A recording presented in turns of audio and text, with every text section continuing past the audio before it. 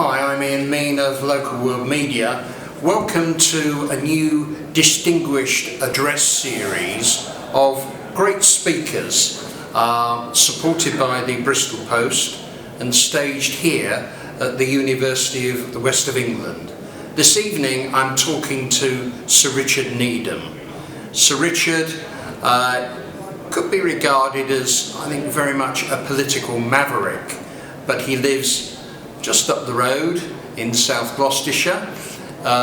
He is an NEC director and has been so for some years in Bristol, and was, of course, James Dyson's right-hand man. At 73 years old, he's bright as a button and controversial as ever. Sir Richard, the Earl of Kilmorey, have I got it right? Yes, you have. Most people say Morey. But can I call you Richard? Yes, why not? Richard, look, you've had a long career as a government minister. What I think a lot of people don't realise is that you're also something of an industrialist in yourself, having been a director of NEC for many years in Bristol. Very much a right-hand man to Sir James Dyson for a long time. 17 years.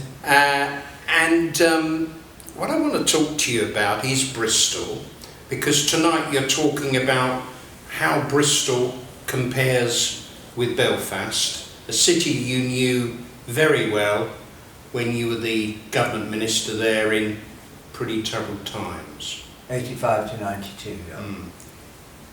In a nutshell, difference between Bristol and Belfast? Well, similarities are greater than the differences, actually, in terms of two cities that roughly the same size, both ports, both big industrial cities in their time, both have gone through good times and bad times, both have had world-beating industries, the tobacco industry in Bristol, for example, aerospace.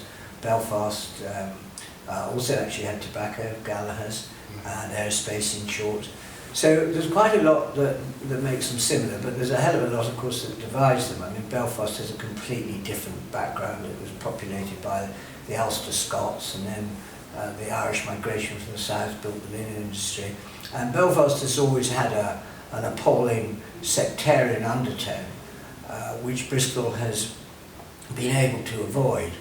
And now what has happened is that these two cities of comparable size, with comparable backgrounds, Bristol is now powering ahead because it has understood the revolution that is coming with the Internet of Things and smart technologies.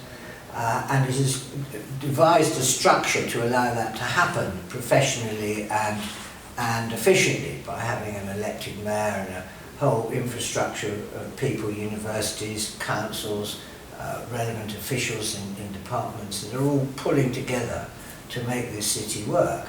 Whereas in Belfast, unfortunately, they haven't been able to do that, because the politics and the way the politics works in Belfast doesn't allow that to happen. What's interesting is that there's a consequence of that. Bristol is getting richer and richer and getting a better and better reputation, and Belfast is in danger of getting stuck. So my point is really that Bristol has got so much to offer which it can afford to share, and in a city like Belfast, they can work together and be more powerful together than if they were separate. So why doesn't Bristol share more? For instance, with Bath? You have to ask, well, there are two questions there really. You have to ask Bath that question, and when you take that to people in Bath, they give you a very sort of snooty answer about what they think about Bristol. And Bristol has got a sort of degree of self-confidence now. Arrogance is much too strong a word, but they can see they're on the way, and they can see they're leading the way in a lot of areas. And I'm not sure that Bristol quite understands the importance of Bath, because if they can't be seen to be working with Bath and vice versa, it's quite difficult to see how they can work with others. And of course, in this new world that we're going to live in, working with others is going to be absolutely crucial. Doesn't matter whether it's, and that's what's happening elsewhere in the country. You take Leeds or Bradford, or you take the big cities like Glasgow and Manchester, or Greenwich in London, for example. They're all working in clusters and finding partners. So I think it's important for Bristol to do that too. Now, we hear a great deal about the Northern Powerhouse, don't we? Yes. We don't hear a lot about the Southwest Powerhouse. What's going on here? Because we've got great strides in industry, particularly in aerospace, that sort of area. Why doesn't Bristol shout about itself more, do you think? Well, because, I mean, I don't know that I quite agree with that. I mean, the Northern Powerhouse is a pretty new invention. I mean, it came out of Heseltine, Michael Heseltine's head, and transferred itself into George Osborne's head. And George Osborne is very keen on the Northern Powerhouse, firstly because he comes from up there, his seat's up there, and secondly because there aren't many Conservative votes up there, and he realises he needs to get some. So that might sound a bit cynical. Yeah. But the Northern Powerhouse is, of course, a generic phrase for the whole of the North East and North West.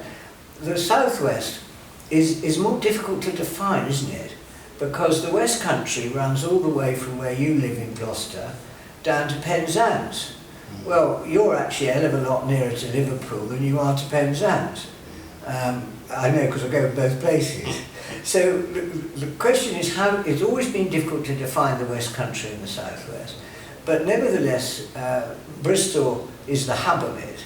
And of course, Bristol requires political leadership to achieve that sort of success. And to be fair on Bristol, it is getting it.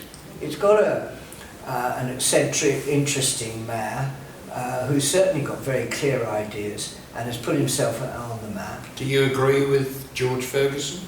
Not on, well, I mean, he was a Liberal Democrat, bless him, wasn't he? And they were my political opponents. But what I do agree about George is his vision for what he wants. Some of the actual more tactical things that he gets involved with, I'm not sure how good the politics of that as far as he... Talking about parking, well, things yes, like that. of course.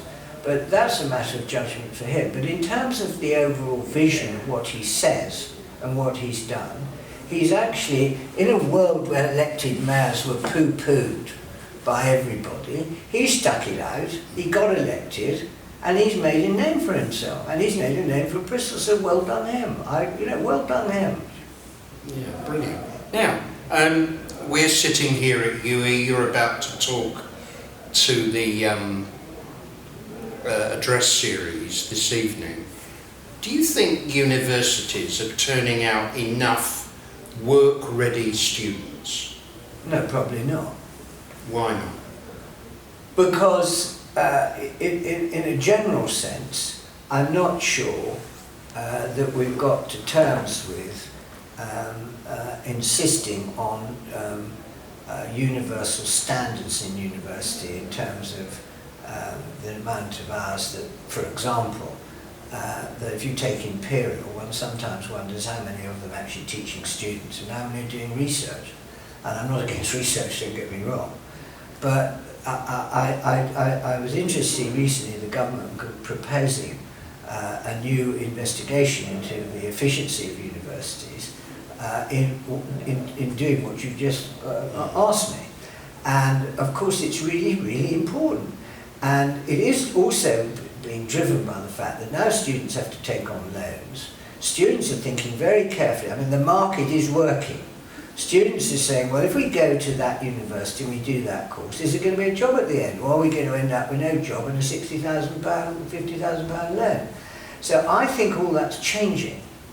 I think there will be, there will be fights, as there always is, by those who want to carry on as they are. And there is an enormous amount of improvement that can still be made. But I think the world is changing, and that can only be for the better. Now, if you're a student now, Richard, what would you want to study? What would you advise students to study? Well, you can imagine, as I worked for James Dyson very closely as his right-hand man for 17 years, I would say innovation, design and engineering. I never went to university. I had the University of Life, and as somebody once said, still got to qualify. But I do think that if I was a young student today, I would do I would do engineering. I would do innovation, design. If I hadn't that bent, I would certainly look at things like accountancy, because I think an accountancy, if you can get through accountancy, I mean, I know that's separate to university, but if you can get through accountancy qualification, you can do anything. You can work in a charity, you can work in a company, you can do anything. And I would do sciences.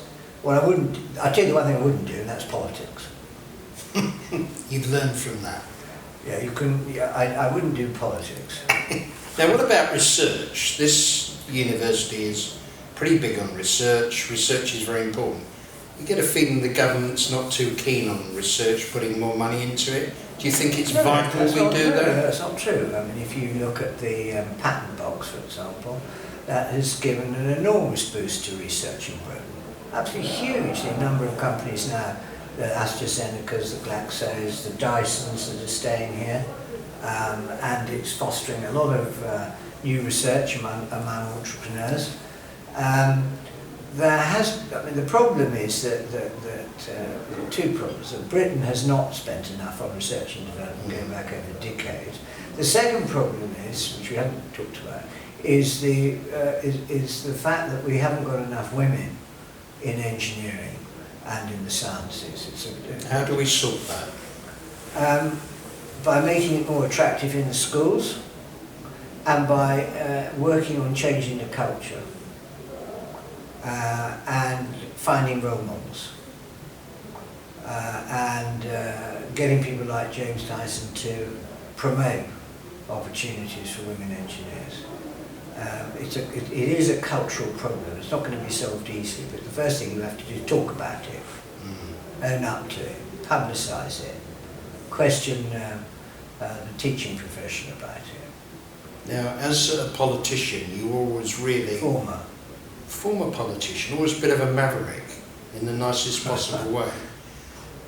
What do you think of the current situation in politics? I'm particularly thinking following the general election, the election of a rather different Labour leader particularly. Well, I think it's a disaster. It's not for me to smile or laugh on other people's misfortune, but I think it's a disaster for Labour. And by implication, it is of course a disaster for the country, probably a disaster for the Tory party as well, because the whole basis of a two-party system is that the other guy has a chance sometime, first point, and second point, that he's actually saying things that a large number of people agree with and think are sensible and practical. And I'm afraid that Jeremy Corbyn is not saying things that are either sensible or practical. I mean, you've got to give him credit for maintaining the views that he has held over a very long period of time. And a lot of those views, a lot of them actually, if you look at what he's concerned about, like the increasing gap between rich and poor, for example, he's absolutely right about it. There are disgraceful discrepancies, as John Major was saying yesterday, between rich and poor. But his solutions to it are potty, absolutely potty. And the country does expect its potential Prime Minister to put quite high up the agenda the defence of the nation. But, you know, Jeremy Corbyn doesn't think that matters terribly. If you were a Prime Minister tomorrow, what would you do different than David Cameron is at the moment? Nothing much. I think he's a very good Prime Minister. I think I would build upon the strategy. I think I would build upon the strategy that the Conservative government has now got in place. I would definitely continue with devolution. I think to give these cities around the country a lot more say in the countryside around them. I would try to be harder on persuading the Tory supporters to accept more land for house building in the south, which I think is absolutely crucial. I would be much more pro-European than Cameron is, but the problem with that is his party is completely Eurosceptic, so I wouldn't have a chance of succeeding in that, but I think for Britain to come out of Europe would be nothing short of of a disaster. But by and large, I think it's a competent government. I think it's put good people, mainly good people, in the right slots and left them there and given them time to get on with it. And I think, on balance, it deserved to win the last election. But, you know, you have to wait and see with the Tory party. You can never be sure that they won't start falling about fighting amongst each other or do something daft. But I suppose that's true of any party in politics. Thank you.